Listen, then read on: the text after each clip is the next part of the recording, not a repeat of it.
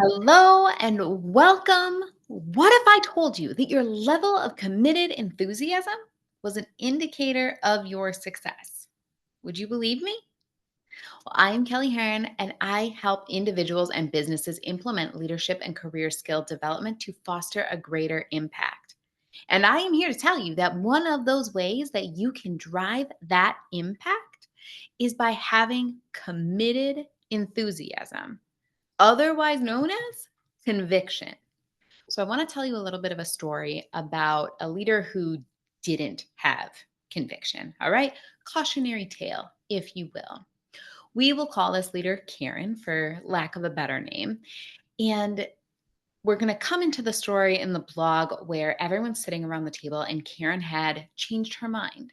And leaders can do that from time to time, right? I'm sure you, as a leader, have changed your mind and needed to change your mind from time to time on a situation.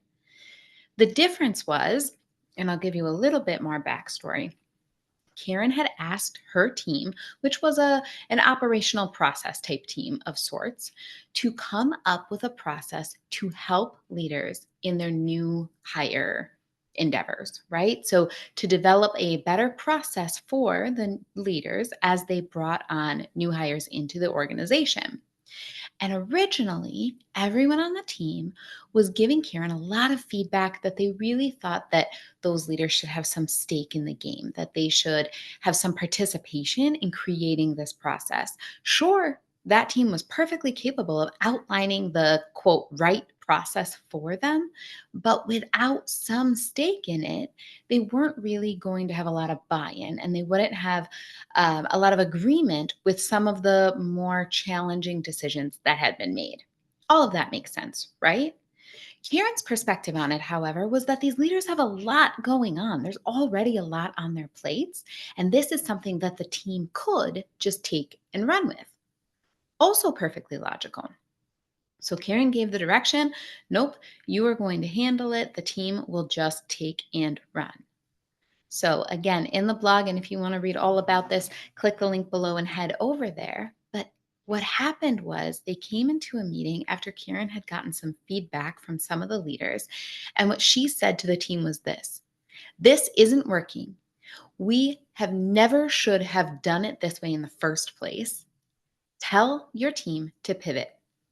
They really should have built a process that all of the leaders could have stake in the first place.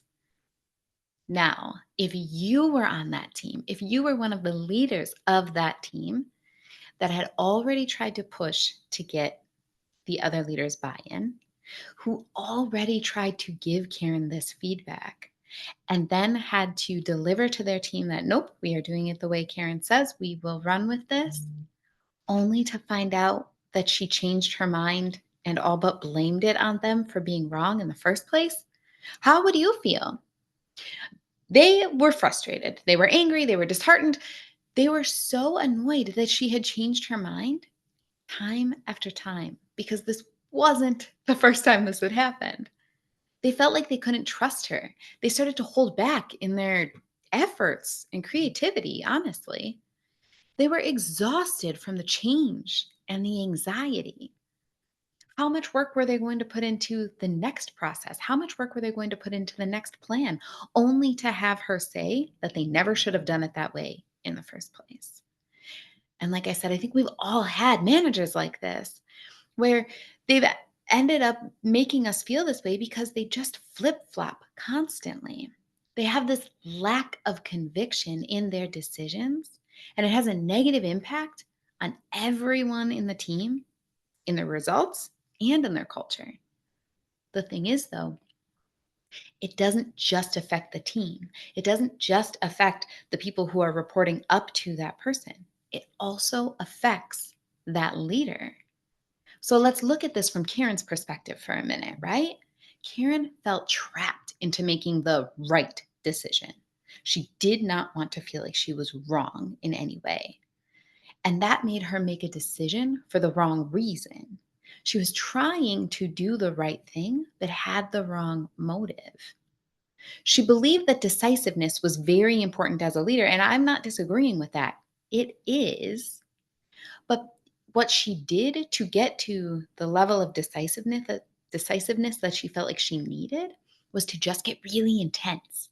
She got really intense with her decision and pushed it at people because she wasn't actually convicted by it. So she wasn't truly confident in it. When you decide with conviction, it builds confidence around your authenticity. So let me give you a little bit of an example there. Had Karen said, "It's really important to me that we lighten the load for these leaders. They have a lot going on, and I don't want to add one more thing to their plate. This is why we have a team like this to be able to support them." That is very different from, "You are going to do it, and this is why." If she would have been convicted in that decision that we want to support the leaders and allowed the team of professionals who plan processes and make those things to help support the rest of the organization, then she could have leveraged more of their creativity and decision making ability alongside of hers if she would have just focused on the one piece she truly was convicted in. I hope that's making sense. Reach out and ask questions if you're not tracking on that. But this allows you to be more humble in your resilience as a leader as well, because you're focused on how to achieve at the right end, right? We want to support everybody. We want to make the best use of the team and the skills who's able to work on these processes, but and also support those leaders who have so much going on their plate. You don't have to focus as much on being right and getting intense in the right decision for the wrong reason if you focus on the area that you're convicted in and allow the specialists around you to support you. Had Karen simply said that the solution needed to meet that certain criteria, or maybe there were additional criteria that she wanted them to hit, and they were something that she was convicted about, all sides would have seen success and they would have learned something from any areas where they misstepped. It was the level of arrogance in pushing out her specific agenda that got them in trouble. And that arrogance in the onset is what created the negativity at the end. She then had a reputation to protect. She then needed to protect herself by saying that someone else must have done this wrong. They really should have gotten, more leader stake in the game when they rolled this out. If you want to learn more about humility versus arrogance and how that all plays together, go to last week's blog, last week's video, because we go deep into humility and arrogance on that side of things. Now, Teddy Roosevelt said that in any moment of decision, the best thing that you can do is the right thing.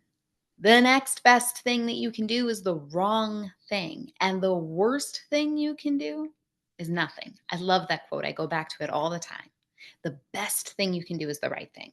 The next best thing you can do is the wrong thing. The worst thing you can do is nothing. The way Karen was flip flopping, you might originally think, well, she must have just made the wrong decision. But no, she was creating this worst case scenario where nothing was happening because she wasn't convicted, because she wasn't truly making a decision, because everyone knew at that point that she was going to flip flop. This was her MO by that point. So she was essentially doing nothing because she wasn't all in on anything. Now, does this mean that you can never change your mind? Does this mean as a leader, you have to pick one right way and just stay there? No, we've seen those leaders too, right? Where they make a decision, they're very convicted in their decision, and no amount of evidence or stories or data is ever going to change their mind. So, absolutely not. We do not want to be like that. And I am in no way suggesting that you would take that approach to just never change your mind because you're so strongly held in your convictions. But this is the very reason it helps you to build resilience in your culture. When you are convicted in your beliefs, it will take strength, it will take courage, it'll take an open mind to change your position. Think about something that you believe so strongly in.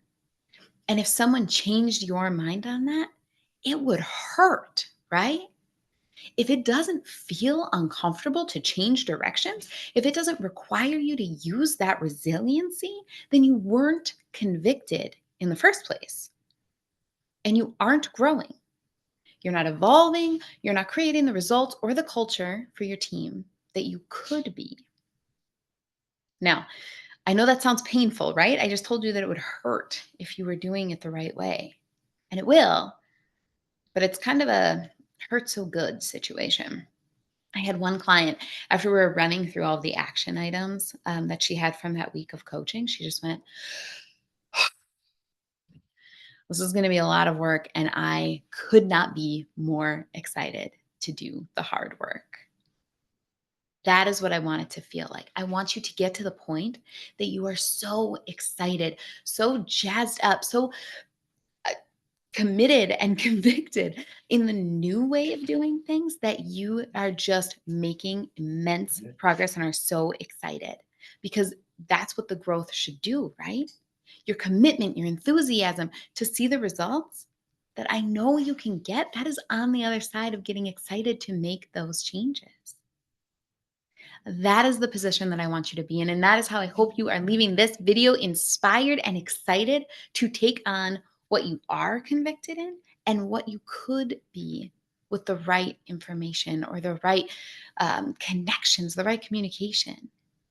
If this was helpful for you, give me a thumbs up, give me a share. Let other people know what you are learning and get this message out so that we can help other leaders create a greater impact.